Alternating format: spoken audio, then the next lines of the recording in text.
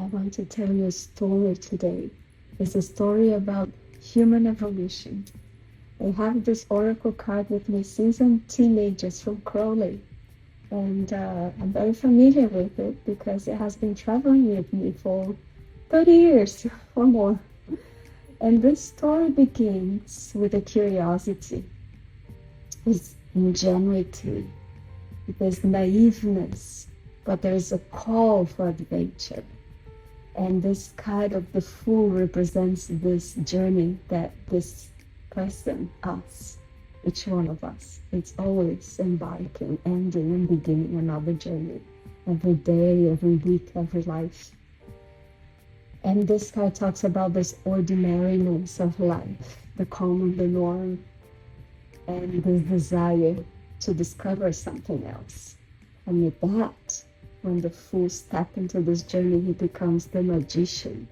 He's now playing with the elements of nature to discover this alchemical process of the secrecy of this, the secret, the wisdom secret of the universe.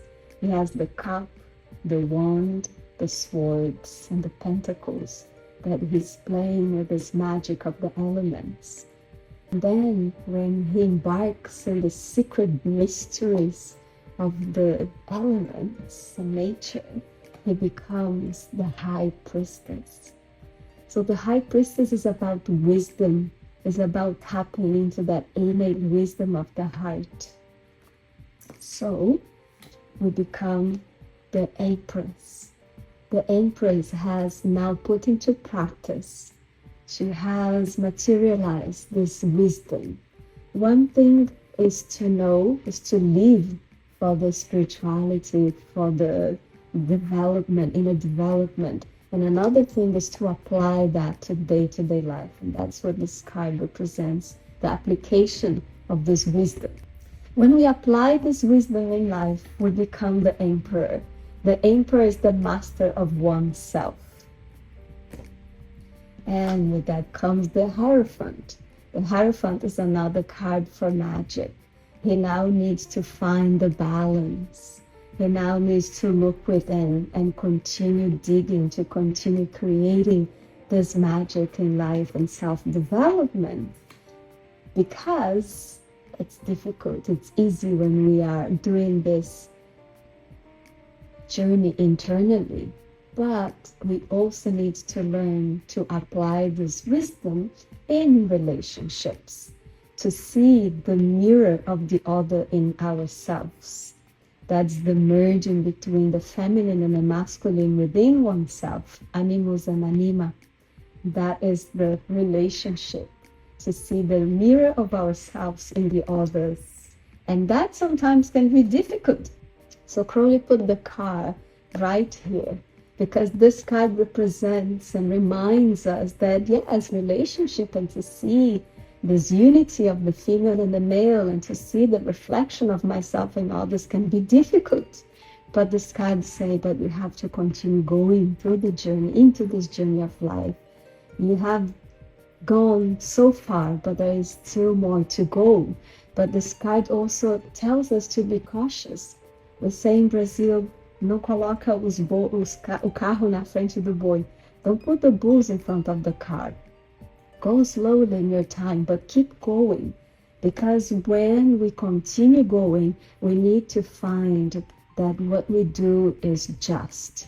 We need to know that once we learn to see the other in ourselves, there is some form of justice. This woman is balancing in her center, in her tiptoes, and she has found that balance of justice. And when we find that balance in justice in our relationships with ourselves and the world, we become the hermit. Because again, we journey back inward and we look at the things and relationships and conditions from the past that perhaps are no longer valid. Our values has changed. Sometimes we need to let go of certain people and certain situations in our life and retreat and restore to continue our inner journey towards the self, which now represents here the will. This card represents that and reminds us that all our action has a reaction. Now that I've learned all those things and I put it into practice in myself, in my relationships, and find the justice, then I know that there's consequences in everything that I do. What do I do with this wisdom? I can't teach to others. I can't express to others. Or I can go back to the beginning. What is my choice?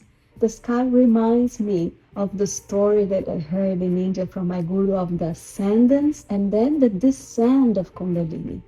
This Kundalini, this primordial life force that wants to rise and awaken all those chakra systems, transcend each one of those conditions of the psyche, and then merging with her beloved Shiva in the top of the head, which is divine consciousness. But once Shakti rises and meets Shiva in the top of the head, and they crown themselves into the sacred marriage, she needs to come back to the center, to the beginning, to the earth, to ground, and that way help others in their path of ascendance. And when we know that, then comes desire. This card traditionally is the card of strength. Crowley called the desire. So this is Kundalini herself. This is this primordial life force that impulses but also needs to be tamed. This woman is riding the lion. She's tamed her vital life force, and she doesn't have fear anymore. She just keep going with that strength, with that primordial life force of Kundalini. That's her strength. With that strength comes the Hanged Man. The Hanged Man talks about sacrifice. When there's all the strength and the desire to keep going, there's certain things that you need to sacrifice. This calls the limbo. What is that I need to sacrifice in order to continue going into my journey? It's also asking me to see things from a different perspective, perhaps. So then the big magic happened and the ego dissolves and the death comes. The death of the ego comes. And when the death of the ego comes, we can express that merging from the conscious and subconscious forms into art. Crowley called this card art. This is usually called the temperance. When we work with holotropic experiences, psychedelic experiences, and we see things from this towards wholeness, we see things from this totality of someone who has now transcended the ego and have merged the unconscious, the subconscious, and the superconsciousness, we can then express what we have discovered, what we have seen through art, through music, through painting. That's why after those experiences, we paint mandalas, we dance, we make music. This is the alchemical process of transformation and creation. That once again brings us to continue digging deeper into the unconscious, represented by the Devil card. So this card represents the two aspects of the unconscious. Certain things that is just in our shadow and we're not ready to see, and other things that we are afraid of in ourselves. The things, the deep desires that we're ashamed, this restriction that sometimes we create for our own selves. An example, I want to sing, but I'm ashamed of what other people will think. I really have this desire to experience this and that, but is my religion in agreement with that? I don't think so. Is society in agreement with that? So I'm ashamed and I'm afraid. So that's the devil. So those are the things in our deep unconscious psyche that we still need to work through in order to then destroy the old paradigm, the Tao, let go of all those paradigms that no longer serve us. So then there will be hope and we can finally shine.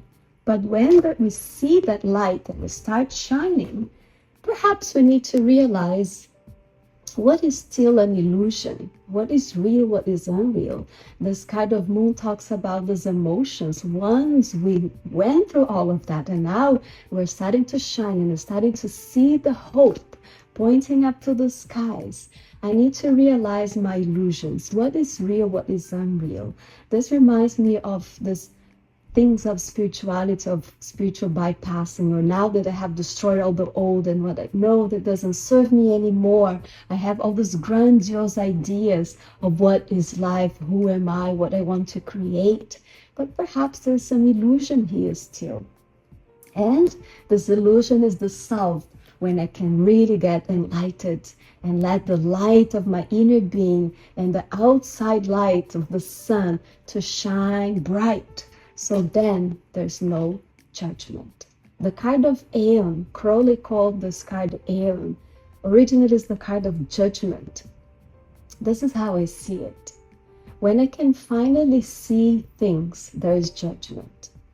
But when I think about judgment, I also the image that comes to mind is this man in the sky that says, you did that, you do that, or this Egyptian mythology of the heart and the feather, being your heart is light as a feather, so you can enter the portal of heavens.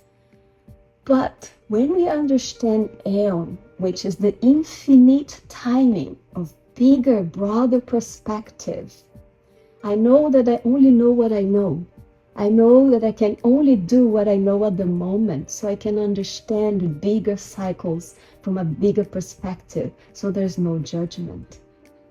It's like a mother that sees her baby doing wrong things or pooping in the ground, but she's not mad at him because she knows that he's not ready to go to the bathroom.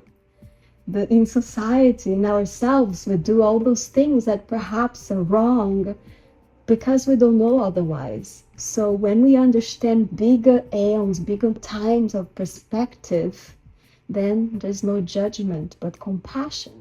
And when I understand all of that, I have reached my final destination, which is the world, the universe. I have then merged with that oneness, and that's the 0 point. So I can go back once again to the beginning and start another journey, and it's never ending. This Kundalini that rises and meet consciousness and come back now from a bigger perspective. And it comes back in a different way, with a different vision. It's never the same. That's why evolution is a spiral. We might find ourselves in the same point where before, but from a different perspective. We can see things from a different perspective. And that's the great story of human evolution from the tarot of Crowley in this case. Thank you very much for listening to the hero's journey.